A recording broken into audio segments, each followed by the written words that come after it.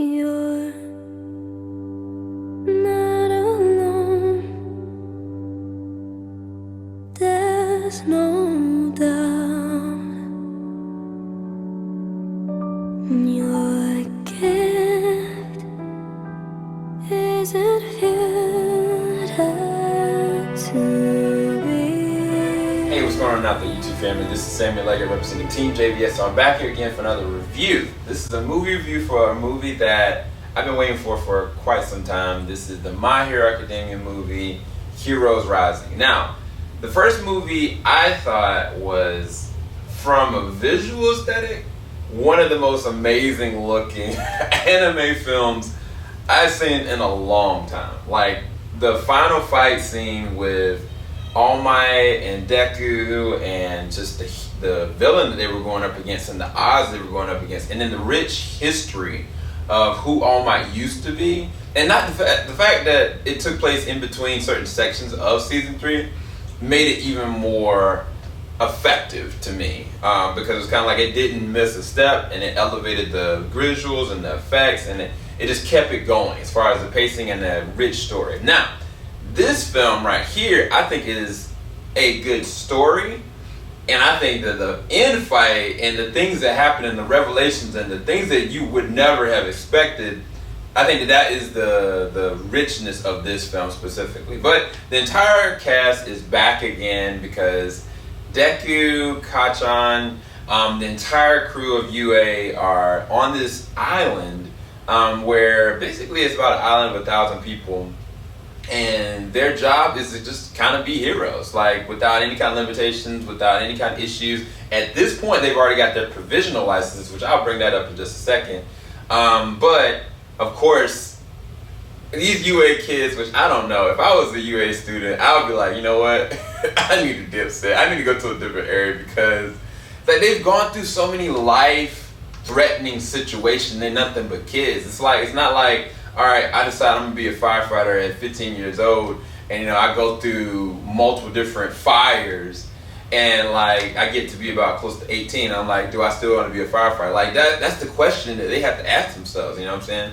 Or even if like a kid ends up becoming in law enforcement and they're going through different raids and different situations on a regular basis. Like, this is just unprecedented when you really think about it psychologically. These kids are put through it, and in this movie specifically, every single one of the characters that we know and love are put to their limits. And I'll bring it up because there is a character named Nine, and in the very beginning opening shot of this, like, you can tell that the League of Villains are of course involved in some way, shape, or form.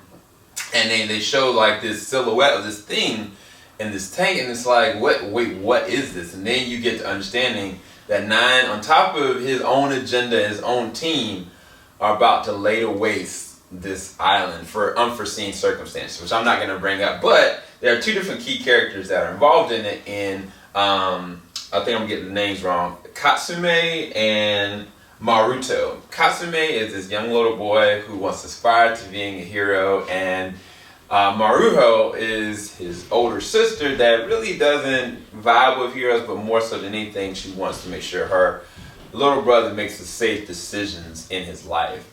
So from that dynamic, then things kind of go off. But this is the thing I'm going to say before I even go into my likes and dislikes of this film. If you have not watched My Hero Academia Season 4 at all, like if you just like left off at Season 3 and you're like, man, I need to play catch up, should I play catch up?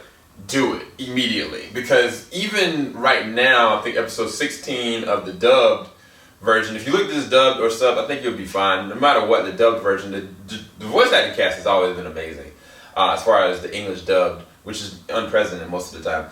But if you haven't seen past episode 16, and you, like, I haven't even seen episodes 17, 18 subbed, but I think it would benefit you, because there are certain elements of the League of Villains and Endeavor and so many different things that are happening. Even like the hero class, like some of the heroes that you can see in this movie, you're like, wait, where did they come from? And they play a role in Season 4. And matter of fact, I think that this movie really does take place after Season 4, which I don't want to bring up why, but there's certain things about Deku and his attire, Endeavor and his attire, and even like Bakugo and his perspective about things and his willingness to listen and change, which if you haven't seen that, you'll be like, man, where's this? Who are these characters? Like, and it could be presented as a whole, but it's really not. It's more so like you need to make sure you watch season 4 in its entirety, for the most part, at least up until episode 16, to really get a grasp of what's really kind of going on. And even then, you're still not going to know the villain side of what's really happening on the back end. As opposed to the other movie where it kind of took place right at the middle of season 3. The other thing is, there was a moment in this film that I was kind of like, yo, are they about to end this? Like somebody had said in rumor a long time ago that this movie was going to be the end of My Hero Academia. And I was kind of like, at the end of the movie, I kind of was like, I watched it with my wife as well, see it twice, and she was like, I don't like this. Like, where is this going? And I questioned, especially my first time watching it as well. But you definitely need to watch it all the way to the end, because I think you're going to have an epic plus ultra time. So, aesthetically, as far as the visuals and the animation, I think the animation is actually really good. It's pretty crisp. The end fight scene is probably some of the best. I think the thing that I loved about this film over the other one is the usage of everybody's abilities with villains that are up to par. Like, the other movie, like, I kind of felt like everybody was just going to dominate, except for the one villain at the very end.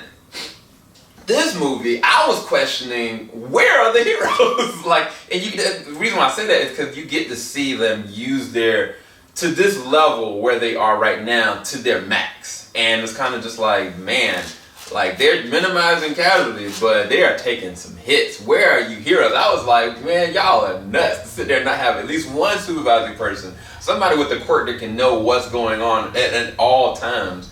Like, why would you not do that? So I think that was one thing that I was kind of like, yo, that's crazy. But as far as the way that it was animated, I thought it was done really well. But if I compare the last movie to this movie in terms of different epic moments throughout, I think that the first movie had way better animations throughout the entirety of the film.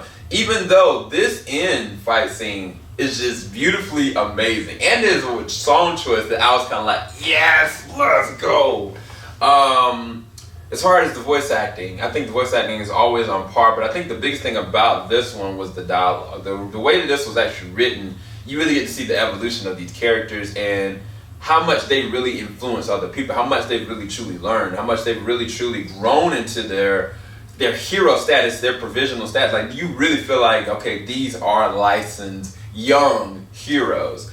And it's kind of like, no matter how much you're licensed, sometimes it doesn't matter because the person that you're going up against is better. And I think that that's one of the things about the story of this one that makes it more intriguing, because it's like, when you face up against something that is better than you, which Deku and Bakugo, most of the time they deal with that on a regular basis, but it's different for the whole entire team, that is the situation. Even Todoroki, matter of fact, Todoroki in this movie, I think that some people might not like it because he kind of feels like, I'm not going to say weak, but it's kind of like, why is he getting demolished right now? Like, he is technically one of the most proficient, strongest, naturally gifted, characters on this show, but he's getting, he had to put in some work. And I think that that's one of the things I liked about it, watching it second time in hindsight. First time I was kind of like, dang, they made my boy a little weak, like, what is this?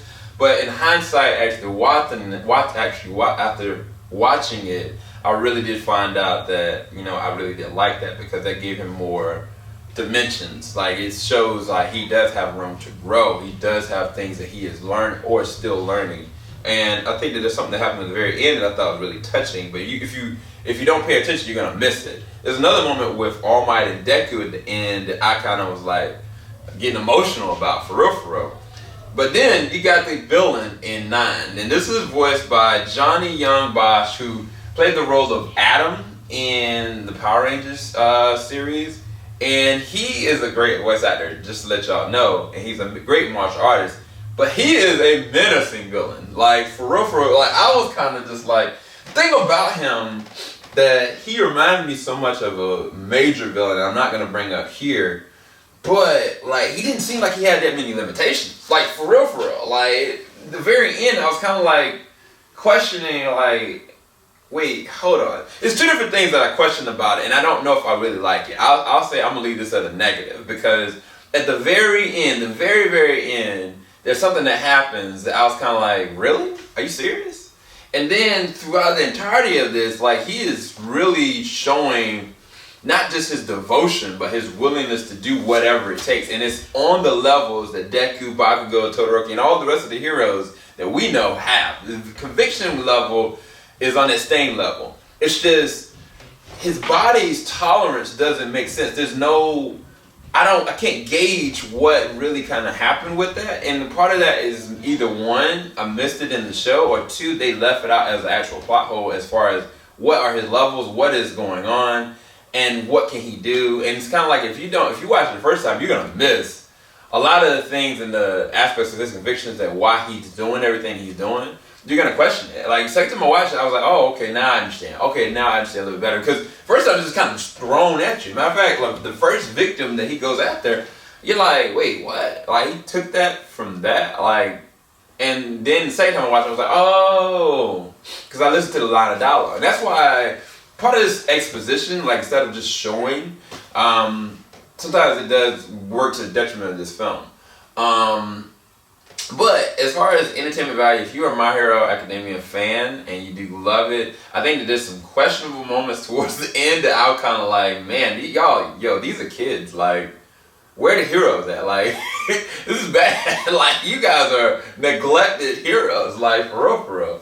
You put y'all out there like the Suicide Squad. But as far as what I'm concerned, I think it was a good ride. I don't think it was better than the first movie, but I do think it was right underneath it from an entertainment value standpoint, and I think it does further these characters on a deeper level and the legend of All for One and One for All and all this and stuff like that. I think that, yeah, I really did dig it, and I think I loved it even more the second time around. So definitely go and check it out as soon as you can. I'll talk to you guys soon. Keep it locked. JVS, we ain't gonna stop. Oh, review number, I'll give this an 8.5 out of 10. Enjoyed it. Alright, peace guys.